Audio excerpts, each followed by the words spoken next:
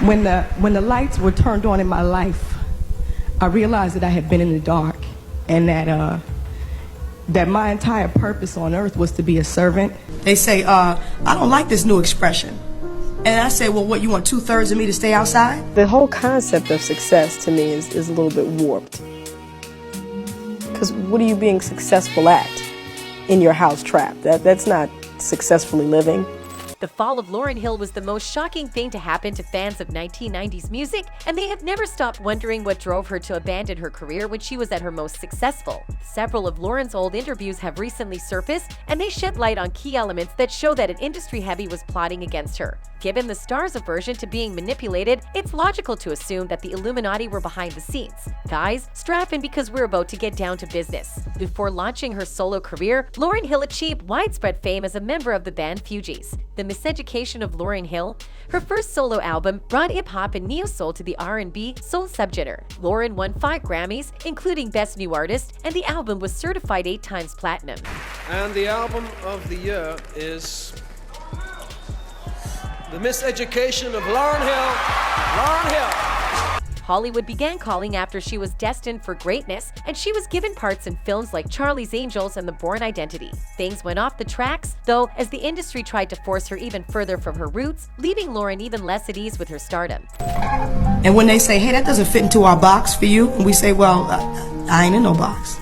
Lauryn began looking for spiritual stability to assist her in dealing with stardom as a result of pressure from the industry big boys. Lauryn's unlucky streak of mistakes began with this one. After meeting Brother Anthony, her search for spiritual direction was over. The most mysterious part is that nobody knows where Brother Anthony came from. While promoting her Unplugged special, Hill mentioned this man in an interview with MTV Online. What did she say? I met somebody. That person had an understanding of the Bible like no one else I had ever met in my life. I just sat at their feet and ingested pure scripture for about a year. I started to see I was my worst enemy. I was the problem, my own self-image, who I thought I should be as opposed to who I really was. I just ate it up. We all know that Lauryn had a brilliant mind, so why is she so muddled while discussing the supposed truth? She sounds like she has trouble believing in her own grandeur, yet we all know that in her early career, she was full of self-assurance and faith in her abilities. Her comments are provocative, but it's what comes next that completely blows my head. And she says more, I started to see that my concept of spirituality was totally wrong. Real religion is no religion at all. Truth is the true covering.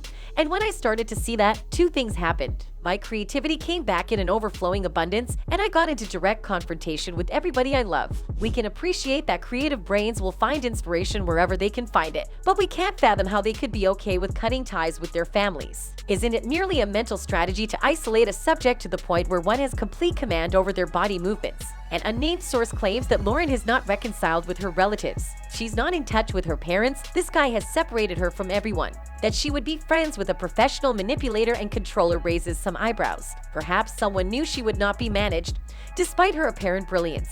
Dr. Patrick Wannies, a human relations expert, discusses why people are drawn into cults in general while describing a comparable example involving cult leader James Ray. When those needs aren't being met, we can start to feel emotionally vulnerable. Then we start to look for someone who can solve our problems. Hence, these cult leaders exploit their followers' plight for financial gain by leading them to falsely believe that they hold the solutions to their problems. The doctor has spent a lot of time thinking about and talking about the psychology behind cult manipulations. He met in person with cult members to ease their transition back into regular life. How did you break away from it? Because that's the hardest part. And when I was 18, I made the decision that it wasn't for me. I'm finished living my life conforming to the beliefs of someone else. Dr. Patrick reacted to the example by saying, when they undergo that type of extreme pressure, they easily become susceptible to having an emotional breakdown. Lauryn was smart because she took time off to get herself together. When an artist is under extreme pressure and is close to an emotional breakdown, a nervous breakdown where the stress is just too much, and they become vulnerable, it's easy then to turn to someone who could be described as a cult leader. The expert's assessment is strengthened when we consider Lauryn's gloomy interview statement. I can't create and not live. I can't be in this vacuum of, of creativity without life. Let us not overlook the tremendous stress that Lauryn experienced throughout her time with the Fugees. There was a rumor about her early in her career that tarnished her reputation before she could truly shine. An apocryphal quote from 1996, in which it was asserted that Hill once said she'd rather her children starve than have white people buy her albums, has lingered in many corners. This comment completely shattered the celebrity persona Lauryn had worked so hard to cultivate. However, in a later interview with MTV, Lauryn attempted damage control, saying, "What I was saying is that I make my music for young black youth because I'm a young black youth myself, and that's for people who look and come from the same areas that I do. That doesn't mean that my music isn't universal." Not to mention the toxic and destructive relationship that has developed between Lauryn and Wyclef, two band members. The two members, so the rumor goes, were once romantically involved before breaking up. Yet Wyclef was still thinking about Hill. Some even say he was obsessed with her. In an interview with the CBC, he referred to her as a hot chick. You're in the studio and you're doing music, you know what I'm saying? And you're like 19, 20 and you catching a vibe. And every day, I mean, I don't know if you've seen Lauryn, but this was a hot. And for the record, Wyclef was already married when this interview was conducted. As Lauryn started dating Rohan Marley, his twisted personality began to emerge more forcefully. Wyc's envious actions were detrimental to the entire gang. She became pregnant with Marley's child, and it was the final straw for the band as a whole. Wyc publicly claimed that Lauryn's child was his, despite this being a lie, and he spoke ill of Lauryn at every opportunity.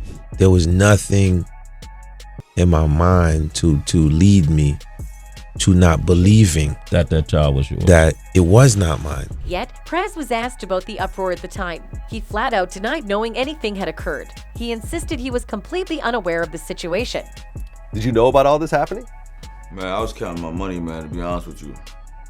I mean, I know there was riff going around, but I was focused, man. Let me get this straight. Your bandmate is not the father of your other bandmate's child. And the paternity test results came back some 20 years ago. No matter how much time has passed, it is impossible to have been so absorbed in your work to have failed to observe such a major scandal unfolding before your very eyes. The supporters think Pras is completely dishonest. Pras said, "I was counting my money. To be honest with you, you know anytime someone says to be honest with you means to lie to your face." During an interview with Vlad TV, Wyclef talked about his time spent in the Fugees. Sadly, Lauryn is the only one of the trio that does not have a profession. With any group, I mean, you get a lot of money with a lot of success. Lauryn's supporters feel terrible since she was the most gifted member of the group, but she no longer performs professionally. The way he almost boasts about manipulating and using her is extremely disturbing to me. He's older than Lauryn Hill. He knew what he was doing. Men like this always settle for women who take their shit and boost their egos, ones that are less successful than them. I'm so sorry, Lauryn, that this shaped the course of your life. I'm heartbroken for you. Lauryn's efforts to become well-known and maintain her personal life were taxing. In an interview with TMF, she reveals the difficulties she's faced. It's hard balancing and juggling. It's hard, being, the regular person that you are one day and the next day being under public scrutiny. In her 2013 Tumblr letter, she reflected on the hardships she had had while working in the industry, ultimately concluding that the industry's upper echelons do not want you to succeed unless you succeed while remaining dependent on them.